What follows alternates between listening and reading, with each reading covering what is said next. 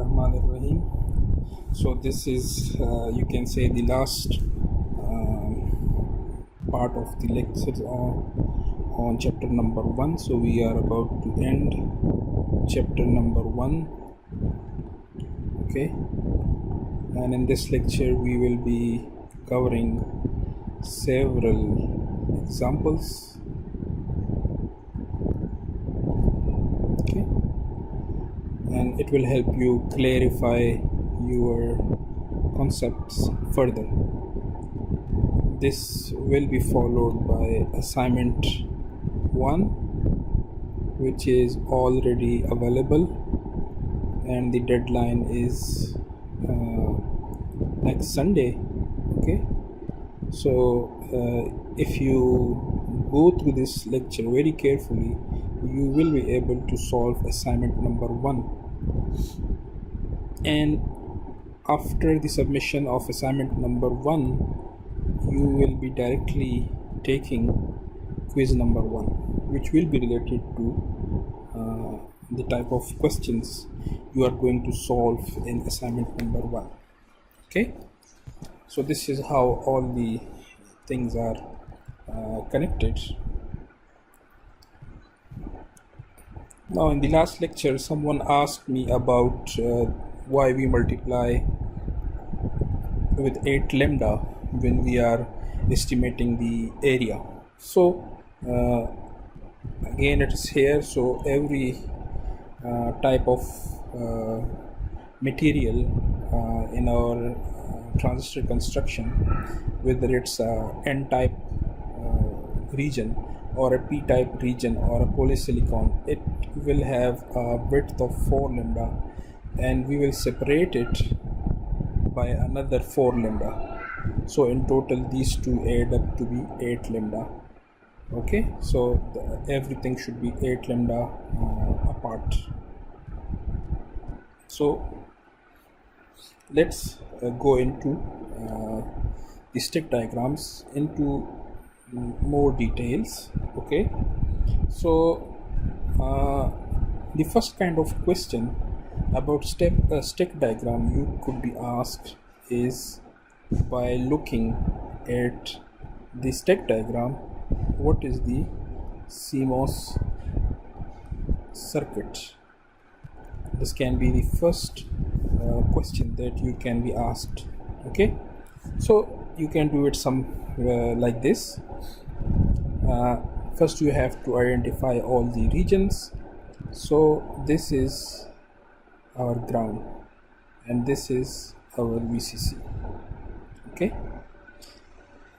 blue color is used normally for the VCC and for ground, and also for the connections. So for example, here you have these connections, and this connection is for your output. Okay, then we have this green color, which denotes n-type region. Then we have this yellow color, which represents p-type region. Okay, and then we have these red lines, which are let me draw it.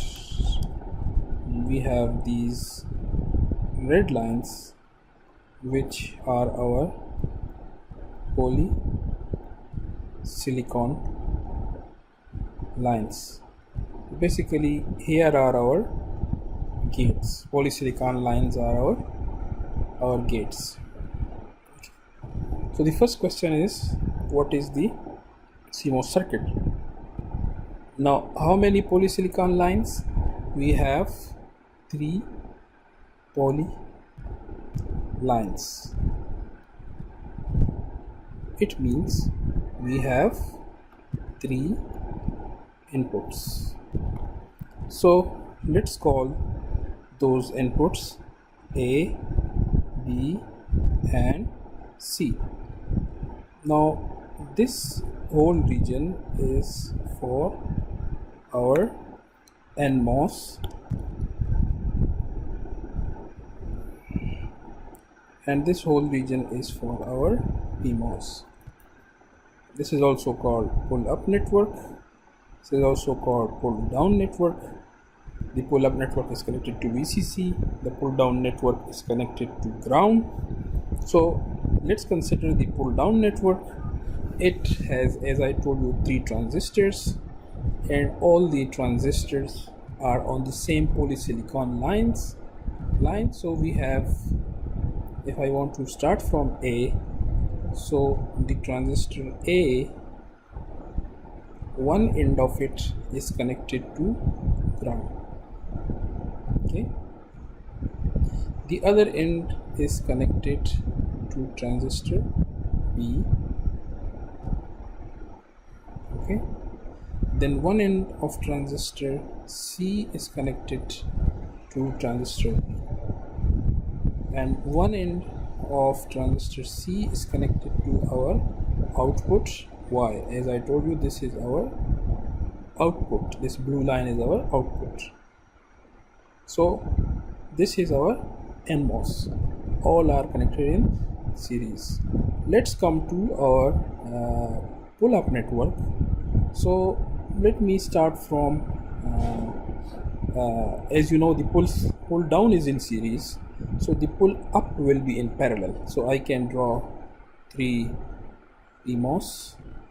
One is A, the other one is B, the other one is C.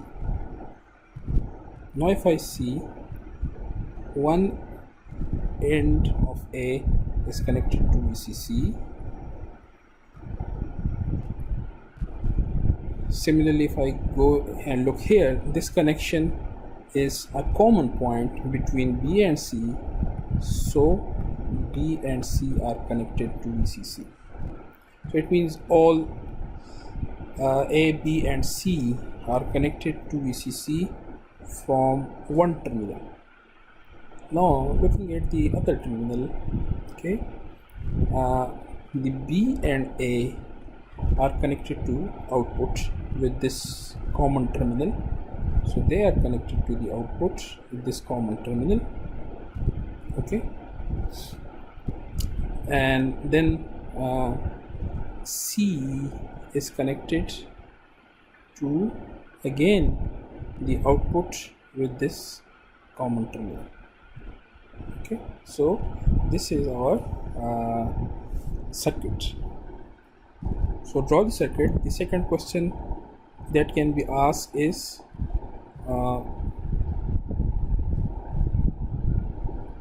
what is the functionality? So you see, the functionality is a 3 input NAND gate. A third type of question can be asked, estimate the area. So how we are going to estimate the area? Okay, so let's use, for example, this color. Okay, so first we have to take either p-type region or n-type region for calculating. For example, first I want to calculate width. So for the width, I either take p-type or n-type. Which one should I take? The one with maximum numbers of contacts or these crosses. So the p-type has 1, 2, 3, 4 crosses. The n-type has just 2 crosses. Okay, although there you can insert virtual crosses between the polysilicon and n region, but let's say we take the p1 because it has actual contacts. So you can measure from either one, but let's say measure it from this one. So we have 1, we have 2, we have 3. Okay, so we have 3 polysilicon lines and their distances, and we add a 1 to this and multiply it by 8 lambda, so our width comes out to be 32 lambda. Now let's talk about our L. So for our L, we have one option is this one, and this is in parallel with this one, so we do not take this one. So we have one is this one, then we have a second one which is this one. This is parallel with this one, so we take one. Okay, between these one we have another one here, so we have 1, 2, 3, and then we have this one 4. Okay, so 4 plus 1 into 8 lambda, so this one comes out to be 40 lambda. So 40 lambda is our length and 32 lambda is our width. Okay, so you should note that the book uses a slightly different method. It doesn't add this one, and it directly comes out with the final number, and in the coming examples we will have a look at how the examples in the book do it, but it doesn't matter which method you use. Okay, so this was a 3-input AND gate and the type of questions that can be asked from you about the layout or the stick diagram. So this one, let's come to the second example, which is a complex gate. Okay, which is this complex gate. Basically this is A plus B plus C, and this is dot. Okay, so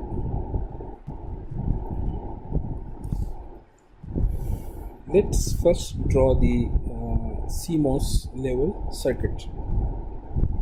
So for NMOS we have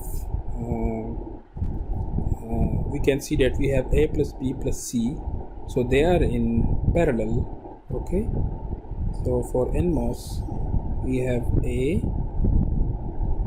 we have B, we have C, and they are in parallel.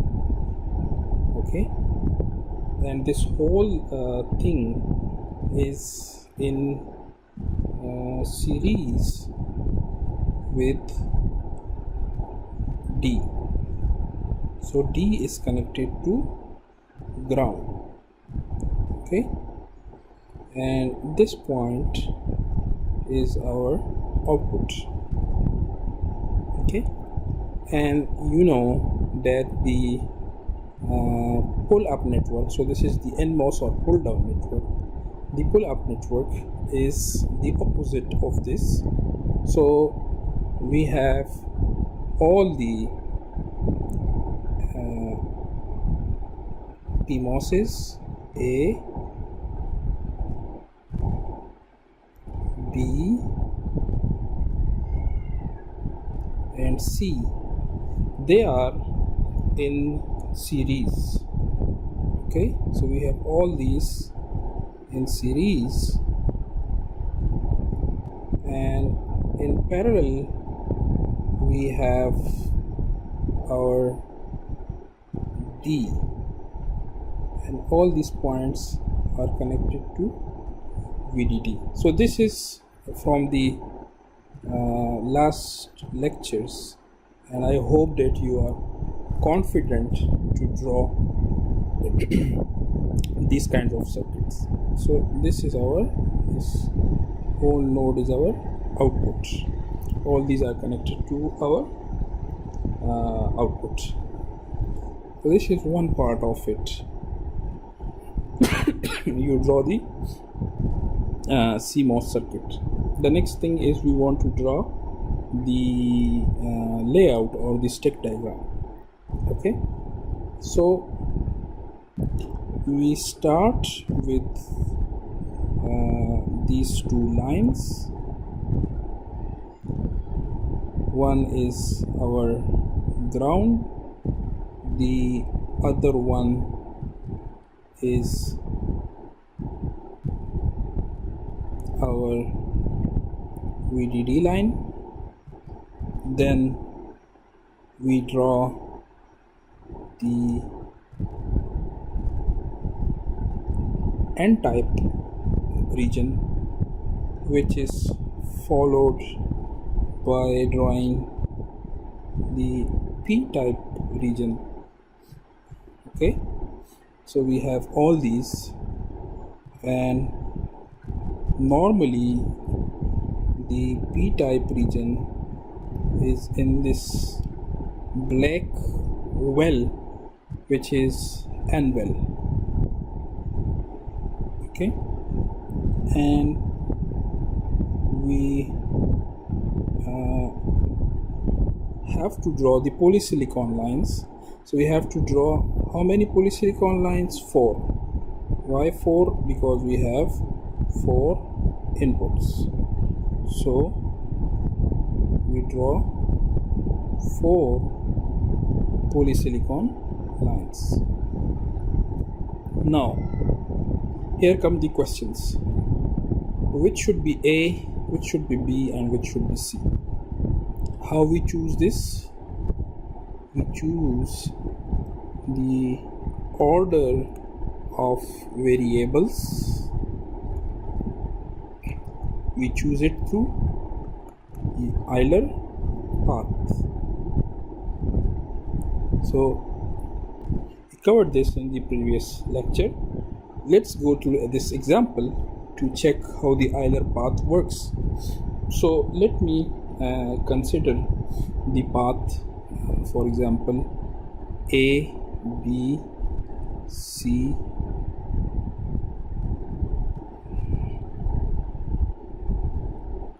D. And to go through this example, let's say we label all the nodes. So this is our node V.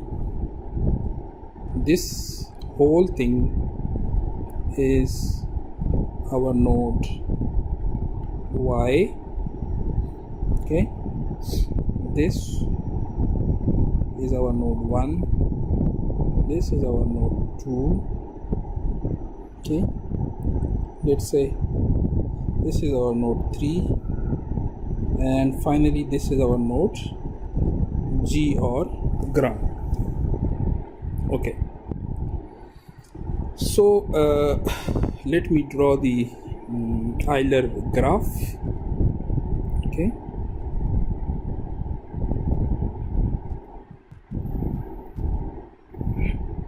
which is, we put the nodes. So then we have 1, we have 2, and we have Y. Between V and 1 I have transistor A. Between V and Y I have transistor D. Between 1 and 2 I have transistor B. Between 2 and Y I have transistor C.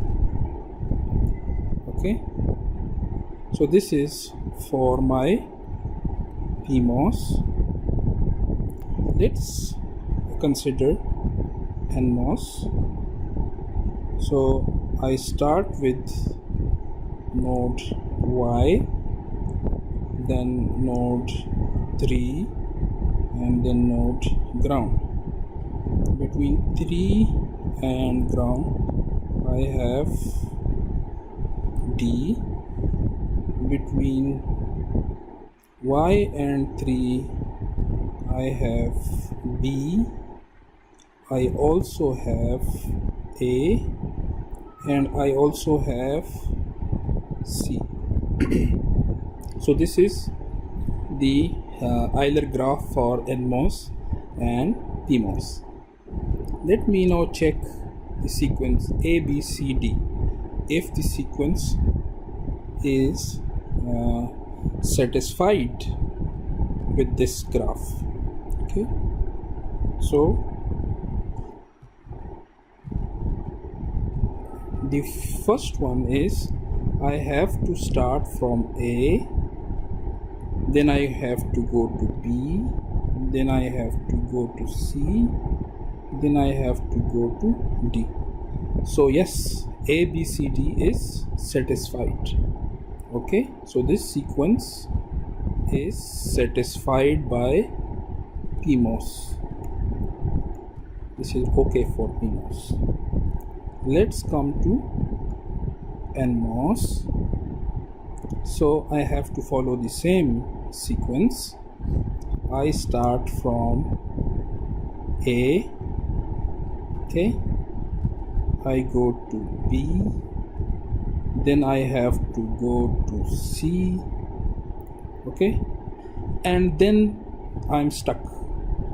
In order to go to D, I have to repeat either path through transistor A or path through transistor B, which is a violation of the Euler rule.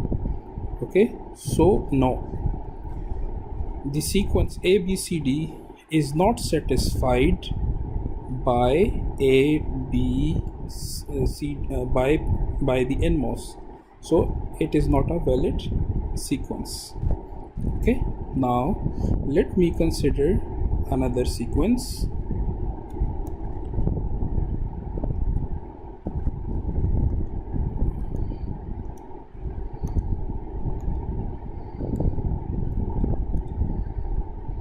Let me consider this sequence D, A, B, C. So this sequence, I start with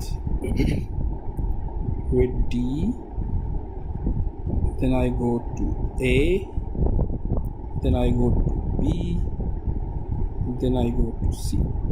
So it is satisfied by PMOS. Now I have to repeat.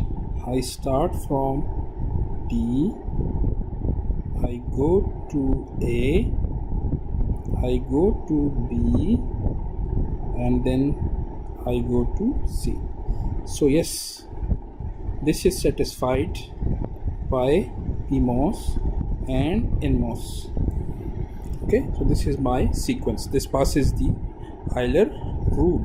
So now I can label my nodes like this one is D, this one is A, this one is B, and this one is my C. Okay, now I have to draw my connections. So let's start from the pull-down network or NMOS. So you can see that on one side of D we have, let me choose this color. On one side of D we have the node G, and on other side we have the node 3. Okay, I have done this why I have put the 3 on the right side and the G on the left side, because 3 is common with other nodes. So for example, it is common with A, so this can be a common node between A and D. Okay, then let's come to A. One side of A is connected to 3, which is this side, and the other side is connected to Y. So let me label this Y. Let's come to B. One side of B is connected to Y and the other side is connected to 3. So let's label this 3 on the other side. Let's come to C. One side of C is connected to 3 and the other side is connected to Y. So let me put Y here. Okay, so now I can connect them with my blue. This one is connected to ground. Node 3 is connected to node 3.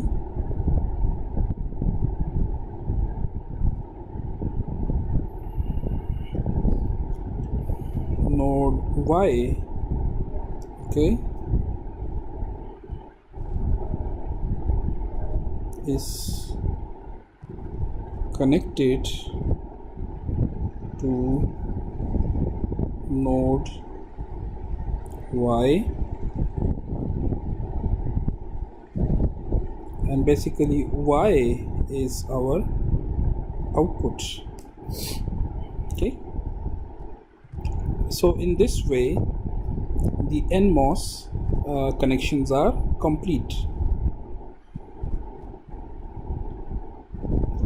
Now let's move to the PMOS connections. Again, let me see. If I talk about D, one end of it is connected to V, node V or VDD, and the other end is connected to node Y. Okay, so which one should be on which side? The advantage of putting V on the right side is that it can be shared with A. So that's why I put V between transistor A and transistor D. So V is on this side and Y is on this side. Now let's talk about transistor A. On one side I have the node V, and on the other side I have the node 1. Okay, now let's talk about B. On one side it has the node 1 and on the other side it has the node 2. So node 2 goes to the other side. Let's talk about transistor C. On one side it has 2 and on the other side it has the node Y. So now it's straightforward to connect. I connect V to the VCC and I connect Y to Y. Okay, and this is connected here. So this completes my stick diagram or layout. Now the other thing I can do is, what is the W? So W, as I have more interconnects on the N type, I will start with this one. 1, 2, 3, 4. So 4 plus 1 into 8 lambda is 40 lambda. Then what about L? So let me take this one. This is 1.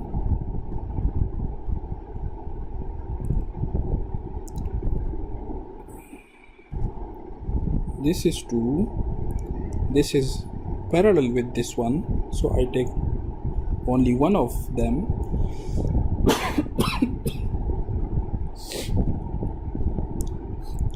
Then let's do the easy ones. One is this one, okay. The other one is this one, so I don't take this one because they are in parallel. And then we have